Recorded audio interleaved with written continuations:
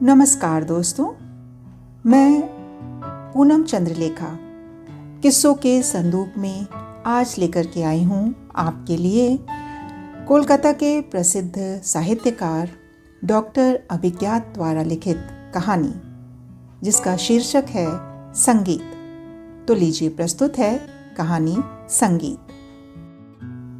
School की अभी अभी छुट्टी हुई थी। नमन और संजू दोनों स्कूल से निकलकर अपने रिक्शे का इंतजार कर रहे थे और वहीं चाय नाश्ते की फुटपाती दुकान पर बैठे उसका इंतजार कर रहे थे। तभी वहां से संगीत के शिक्षक गुजरे।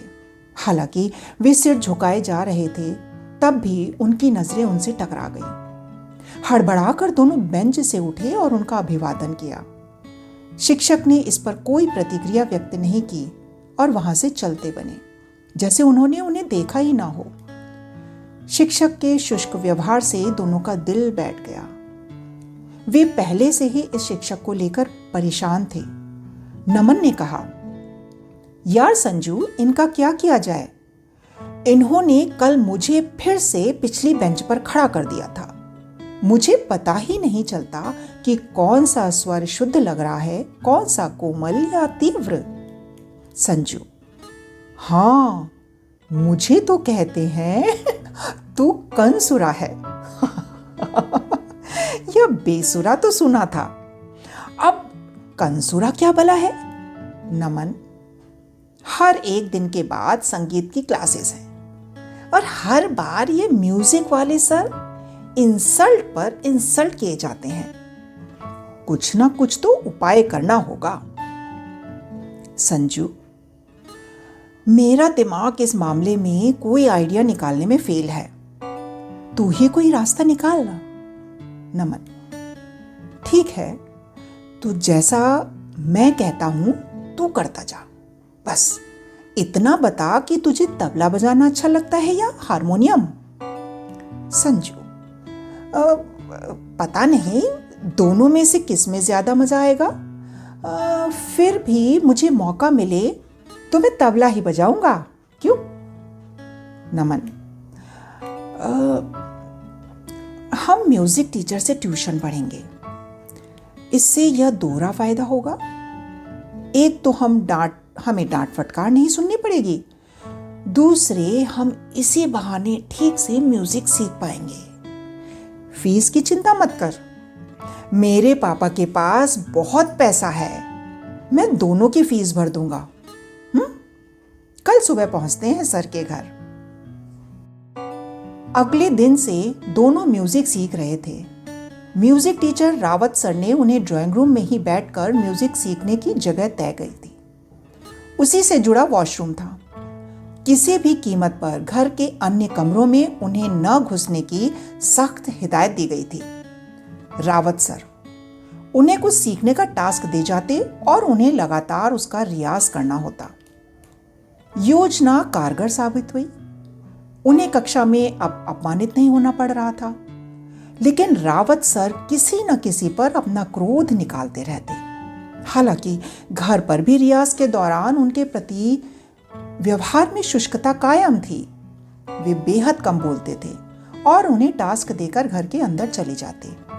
उन्हें हिदायत थी, 1 घंटा बीतते ही यदि वे ड्राइंग रूम में न भी लौटें तो भी उन्हें लौट जाना है, दरवाजे का पल्ला भिड़ाकर। नमन और संजू दोनों रावत सर के ड्राइंग रूम में रियाज कर रहे थे। नमन हारमोनियम पर था और संजू तबले पर। तभी अचानक भीतर के कमरे से किसी महिला की जोरदार चीख सुनाई दी। दोनों घबरा गए। पड़ोस की एक महिला दौड़ती हुई कमरे में घुसी और ड्राइंग रूम से होते हुए घर के भीतर चली गई। अगले ही पल वह फिर लौटी और दोनों से कहा, रावत सर ने कहा है तुम दोनों अपने घर लौट जाओ, बाद में कभी आना। दोनों को माजरा को समझ में नहीं आया। वे उठकर कमरे से बाहर निकले।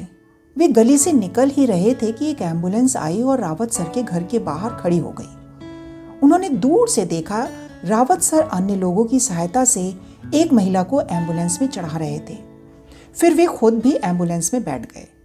उन दोनों को इतना समझ में आया कि सर के घर में कोई महिला सख्त बीमार पड़ गई हैं।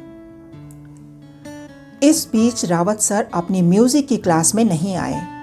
अगले सप्ताह फिर ट्यूशन की क्लास थी। वे दोनों उनके घर पहुंचे।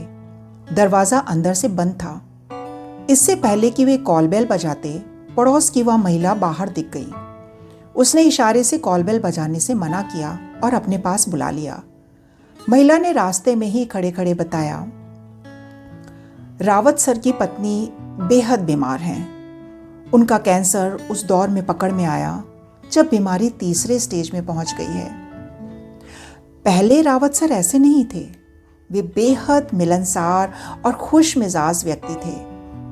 स्वयं उनकी पत्नी भी अच्छी गायिका हैं। संगीत में दोनों की रुचि होने के कारण दोनों ने अपने परिवार की इच्छा के खिलाफ जाकर प्रेम विवाह किया था। पत्नी की बीमारी के बाद रावत सर का स्वभाव बदल गया। दुख ने तो उन्हें तोड़ा ही, इलाज में होने वाले खर्च ने भी उन्हें चिड़चिड़ा और क्रोधी बना दिया। उनके स्वभाव के कारण घर पर चलने वाली म्यूजिक ट्यूशन भी बंद हो गई थी। हालांकि वे संगीत सिखाने के लिए कोई फीस नहीं मांगते थे। जिसकी जो इच्छा रहती थी वह दे जाता था। लेकिन पत्नी के इलाज के लिए रुपयों की तंगी के बाद फीस मांगने लगे तो सारे छात्रों ने उनसे संगीत सीखना बंद कर दिया। जो नए लोग सीखने आते उनसे उन्होंने अधिक फीस ली, क्योंकि उन्हें लगने लगा था कि पता नहीं यह कितने दिन टिकेगा। जिससे आर्थिक स्थिति और बिगड़ी और जहां एक ओर तमाम करीबी लोगों ने उनसे दूरी बना ली, वहीं उनके शिष्यों ने उनका साथ छोड़ दिया, जिससे वे और अकेले पड़ गए हैं। वह तो तुम लोग पता नहीं कहां से मिल गए म्यूजिक सीखने के लिए। इससे उन्हें कुछ सहारा दिया कि नहीं, सब कुछ खत्म नहीं हुआ है, उनसे संगीत सीखने वाले मिलेंगे। दोनों सन्नाटे में रावत सर की दुख भरी कहानी सुनते रहे। नमन ने पूछा, तो क्या आज हम लौट जाएं? सर आज नहीं सिखाएंगे? महिला, वे आज अस्पताल से लौटे हैं। अच्छा होगा कि तुम लोग अगले सप्ताह आओ। दोनों लौट पड़े। रास्ते में संजू ने कहा, यार, हम 5 महीने से सीख रहे हैं। हमने भी तो रावत सर को अभी तक कोई ट्यूशन फीस नहीं दी। नमन, हाँ, अब बहुत शर्म आ रही है। पिछले महीने तो मैंने सोचा कि वे मांगेंगे तब दूंगा, लेकिन उन्होंने इस बारे में मुंह खोला ही नहीं। फिर मेरे मन में आया कि इस मास्टर को सबक सिखाया जाए। क्लास में खूब डांटता है, मांगेगा तभी दूंगा।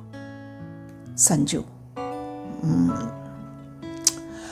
मुझे तो लगता है कि उन्हें सख्त जरूरत है, मगर शायद मांगने से यह सोच कर डरते होंगे कि कहीं हम उनसे म्यूजिक सीखना न छोड़ दें। उन्हें सिर्फ पैसों की ही जरूरत नहीं है, उन्हें शिष्य भी चाहिए। नमन, हाँ, अगले हफ्ते मैं दोनों की फीस उन्हें दे दूंगा। क्लास हो चाहे ना हो, फीस तो दे ही आएंगे। संजू, ठीक है। अगले सप्ताह तयशुदा योजना के अनुसार दोनों रावत सर के दरवाजे पर खड़े थे। संजू ने कॉल बेल दबाई। सर ने दरवाजा खोला। दोनों ने उन्हें प्रणाम किया।